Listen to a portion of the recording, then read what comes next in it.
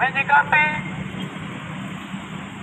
penyiksaan jika warga sipil oleh aparat TNI di Desa Makume, Kabupaten Puncak, Ilaka, Papua Tengah. Penangkapan dan penyiksaan terjadi terhadap 3 warga sipil atas nama Warinus Murid 18 tahun, Devinus Gogoya 19 tahun, Alnus Murid 19 tahun asal Makume, Distri Kabukia, Kabupaten Puncak, Ilaka, dapat pada 23 Februari 2024. Ini adalah sangat sadis.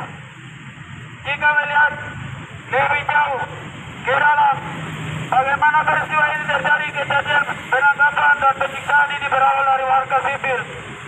Warinus Murid, Devius Gogoya, alias Murid ditangkap dan ditahan sewenang-wenang oleh aparat TNI terhadap 3 orang pemuda Papua saat mencari alang-alang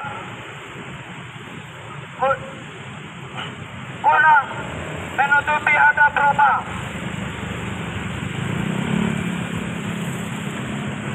Sebelum tanggal 3 Februari 2024 di Ilaka Puncak tersebar isu perampasan senjata oleh TPNPP di Ibu Kota. Kabupaten Puncak Bukako dengan alasan itu katanya aparat TNI melakukan patroli di sekitar Amerkru dan sekitarnya. Dalam operasi siaga 1 Barat pada 3 Februari 2024, aparat TNI menemukan 3 orang yang sedang cari alang-alang untuk buat honai. Aparat langsung menangkap 3 warga sipil tanpa menanyakan status ketiga anak tersebut. Setelah aparat TNI menangkap dengan tanpa bukti, aparat membawa 3 warga sipil atas nama Warinus Murid 18 tahun, Devinus Gogoya 19 tahun, Alnus Murid 19 tahun dibawa langsung ke pos TNI Kota Kabupaten Puncak. Aparat TNI memutar 3 orang sebagai anggota TPNPP tanpa bukti. Akhirnya aparat melakukan penutahan, pemukulan, penyiksaan terhadap 3 warga sipil. Salah satu di antaranya adalah nama Warinus Murid 18 tahun dan ikat tangannya lalu diisi dalam truk berisi air. Warinus disiksa secara tidak manusiawi dan meninggal dunia karena baru memastikan bahwa video yang beredar adalah Warinus Murid asal Makume, Kabupaten Puncak yang disiksa. Sementara 2 pemuda atas nama Devinus Gogoya dan Alnus Murid dipulangkan dan langsung dibawa ke rumah sakit Nagago setelah diinterogasi dan disiksa, namun di rumah sakit tidak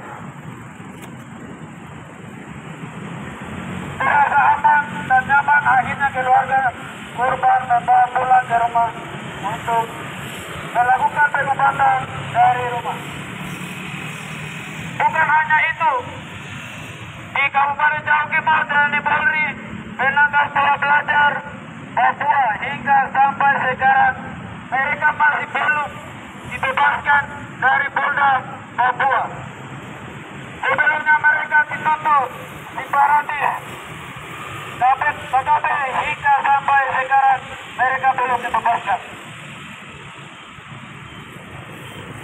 Jika kita melihat jauh pelanggaran HAM berat di Papua sejak tahun 1960-an hingga 2024, pembunuhan karakter, bahkan pembunuhan misterius hingga nyawa rakyat Papua terus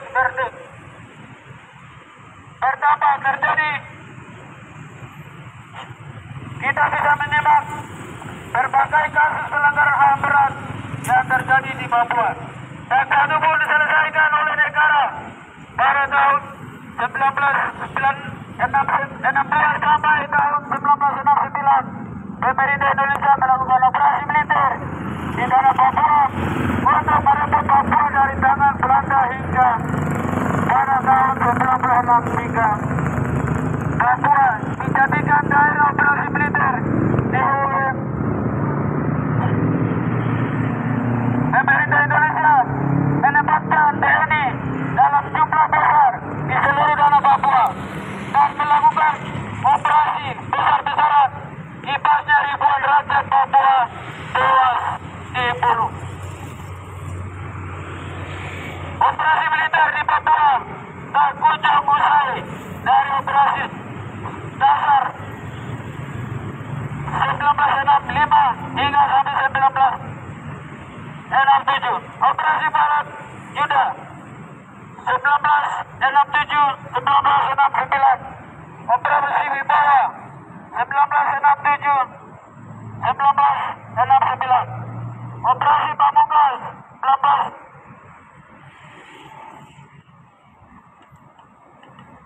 1971.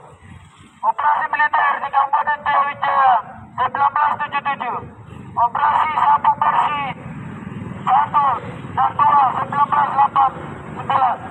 Operasi Galang 1 dan 2 1982. Operasi Tumpal 1983-1984.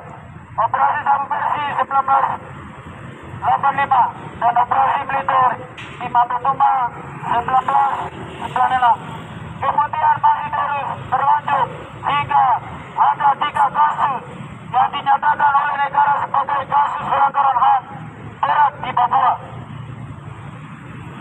Beberapa kasus pasca reformasi seperti kasus Wasior Berdarah pada 13 Juni 2001.